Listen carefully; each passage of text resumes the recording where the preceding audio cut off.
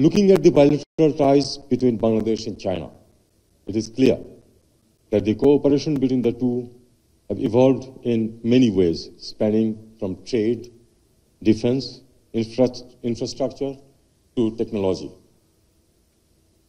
On the economic aspects, Professor Deborah Bhattacharya has adequately enlightened us, and I don't want to just bore you with repetitions. I would only reiterate 2 or 3 points. One, as mentioned about non-tariff barriers. We face this in many countries, not only in China, but in other countries also, and we know that this impedes our exports. Second, for the current economic situation in Bangladesh, we need the debt rescheduling, these 2 points that has been made by Mr. Bhattacharya. About our failures to some extent of not being able to completely capitalize on the 100% duty-free access that China has given, I would say that it's basically our lack of competitiveness in many areas and lack of diversification. I think we need to concentrate on these two. We need to enhance our competitiveness and also increase our export baskets. In doing so, I would say that in this respect also China can be helpful. Chinese investments in Bangladesh, if it is increased, our competitiveness and our product basket increase can both take place, and it can be useful for enhancing the exports of Bangladesh to China. I would rather move to other issues. For example, we have a very important defense cooperation between Bangladesh and China. China, as we all know, is a major supplier of our defense equipment, and the modernization of our military services that we are looking forward to. I think we need a lot of cooperation in this respect from China.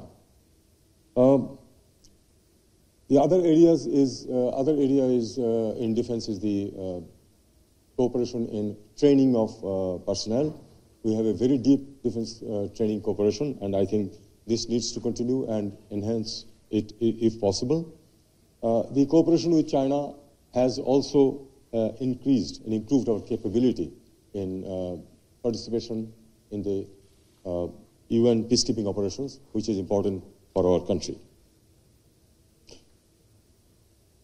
The other area which we all know and has also been mentioned by my previous authors, previous speakers, is the collaboration in the infrastructure development sector. Of course, there are some limitations, as has already been mentioned, and we need to overcome those so that the infrastructure development cooperation that exists between our two countries become more useful, more sustainable. We also need enhanced cooperation in the energy sector, both in green and traditional. Some projects are undergoing in various areas, and we hope that these will be expedited so that they can be completed in time and become more useful for the Bangladesh economy. One important area of cooperation between the two countries, as has been already touched by the ambassador, is technological know-how and communication ICT, information and communication technology. China, we all know, is one of the very leading countries in the whole world in these sectors, and we think that there is enough scope for cooperation in this respect, development of our ICT sector, making it one of the drivers of our economic growth, and China, as one of the leaders in this area, can truly help us in this respect, both in the industries, industrial technologies, and also in the ICT. I would now come to a very important issue for Bangladesh, which is the, well, we call it or not, it's the Rohingya issue, but we technically call it the displaced people from Myanmar who have taken shelter in Bangladesh. We know that China has been cooperating with us in this respect for the return of the refugees. We know that there is only one solution to this problem, which is that the people who are lodged in the camps in Bangladesh have to go back to their homes. That is the only solution. There are other solutions which are often suggested, but none of those are viable. So this is the only solution, and in this respect, we want the support of the international community. China has been with us. We all know that there was also this trilateral dialogue sort of thing. Unfortunately, this and other initiatives have not resulted in any return of any of the Rohingya people to their homeland. I would suggest that we all know that China has a lot of influence in Myanmar. Let us accept the reality. And we would look forward to more active Chinese role in ensuring that we can send back these people who are in a very deplorable situation. Their rights have been trampled upon, and they should be allowed to go back with rights and security, so that we can get over this problem once and for all, and it is not repeated again and again as has been in the past. Ladies and gentlemen, I think we need to be creative in doing this resolving this problem, and I look forward to future Chinese cooperation with Bangladesh in being able to resolve this issue.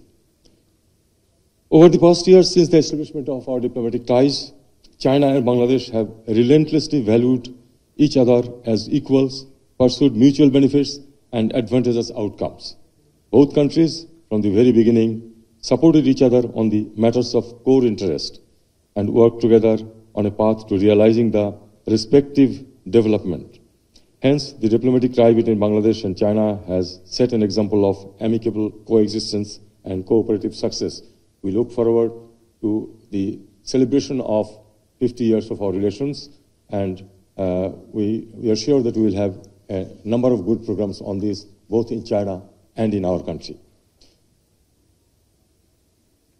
Now, in the current situation, as Bangladesh has witnessed the most significant political change in its national history, the future of Bangladesh-China relations in a post-revolution setting requires a more comprehensive approach.